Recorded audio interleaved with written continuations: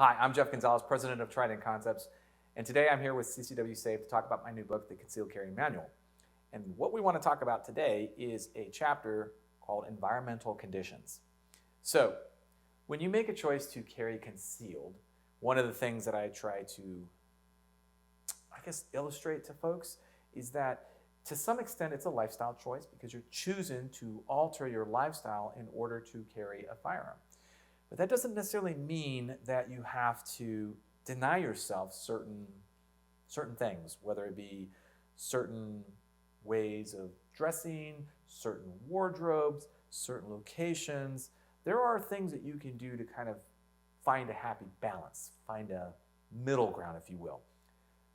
And I always try to encourage people not to look at it from the perspective of dressing around the gun, but just live your life and be armed in the process, which means that you have to be somewhat creative and you have to have a pretty decent toolbox to go to accommodate sometimes unique situations and other times your day-to-day situations. So one of the things that I talk about is going to be avoidance habits. What do I want to avoid? The most obvious thing is you want to avoid anything that's going to draw attention to yourself.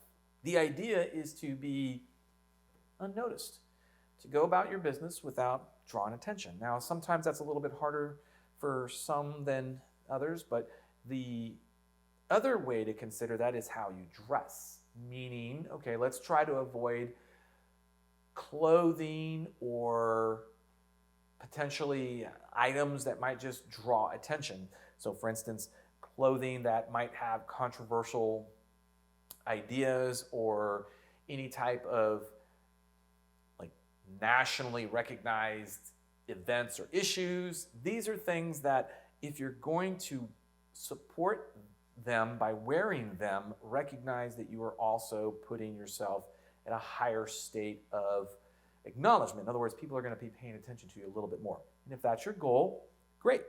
But from a concealed carry point of view, it's kind of the opposite of what I want to do, which is to blend in, to be the proverbial gray man and move about the public without drawing any attention if I can. So that's one avoidance habit. Another avoidance habit would be, let's move away from certain clothing or brands or national event type stuff. And other things that you might want to consider is what I try to do is I try to not wear what everybody else is wearing in the tactical community. So, one thing to keep in mind is that, believe it or not, what is very comfortable to wear on the range for training is probably not the best thing to wear from a day-to-day concealed carry point of view. And the reason I say that is that can become a uniform of sorts. That's like your range uniform that you just wear every day. Maybe not the best thing to do. So there's a lot of other avoidance scenarios or avoidance tips that you might want to consider, but those are some big ones that definitely you want to mull over. The other thing that we have to do is we have to take into consideration extreme environmental conditions. So let's talk about extreme heat, extreme cold. My experience definitely favors extreme heat, and so I'll kind of lead in with that. And one of the things that I talk about is, you're going to have to consider light-fitting clothing, light-colored clothing, loose-fitting clothing, things of that nature. But something else that you might want to consider is scaling your loadout. When you're really hot and you're sweating, you might find that it's just becoming uncomfortable to wear your firearm, your carry loadout. And what that uncomfortability is going to eventually do is it's going to cause you to start to fidget and start to adjust and start to kind of do all these things that might become an indicator or at the very least draw attention to yourself. And here's the golden rule. Attention leads to scrutiny. Scrutiny leads to discovery. So if you're constantly fidgeting because you're uncomfortable, then maybe another option would be to scale things down. So instead of carrying the compact firearm that you're comfortable carrying all the time, you might want to consider carrying maybe a subcompact or even a micro-compact. I always tell people that the first rule of a gunfight is to have a gun. So those other categories, the subcompacts, microcompacts, would qualify for that. And as long as you have a reasonable level of skill with those, you're really not quote unquote outgunned. You're only outgunned if you think of yourself as being outgunned. The next consideration is decaying effects.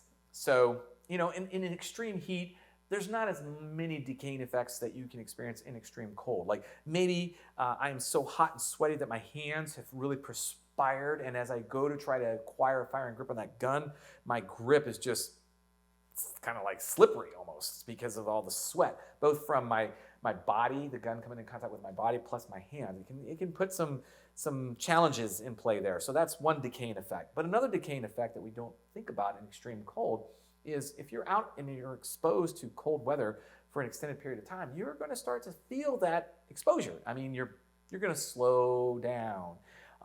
The dexterity, the tactile feels are going to start to kind of diminish to a certain extent. So your ability to actually grab and clear your cover garments and actually be able to manipulate your controls can be severely affected because your hands are cold, or you're wearing gloves, and that makes it more complicated. So, these are some things that you might want to consider when it comes to these extreme environmental conditions. I always talk about there's, from a cold weather condition, there's some unorthodox methods. Like a lot of times if you're in a cold environment, you're zipping up your jacket to stay warm. I mean, there's this idea, this cavalier notion, well, I'm just gonna leave my jacket open so I can have quick and easy access to my firearm. I get it. I'm not saying that's a bad thing, but then you're now exposing yourself to those weather, and we get back to the decaying effects that the weather has against your body and all the other things. So is it really the best choice? Probably not. So maybe some unorthodox methods might be to carry off body, maybe you carry a revolver in an outer pocket, external pocket. But you start to explore these other ideas when you start to really take in the big picture as far as your left and right limits. If you never have to experience cold weather because you live in the South, awesome, that's great. But what if you vacation one time, I don't know, maybe in Vermont in the wintertime? Maybe you need to have a solution for that one situation where you go up there and partake in the beautiful, winter landscape, if you will. So if you want to learn more about the Concealed Carry Manual, simple, easy, go to concealedcarrymanual.com. If you have questions or comments, please feel free to post them down below. Until then, I'm Jeff Gonzales. Take care and stay safe.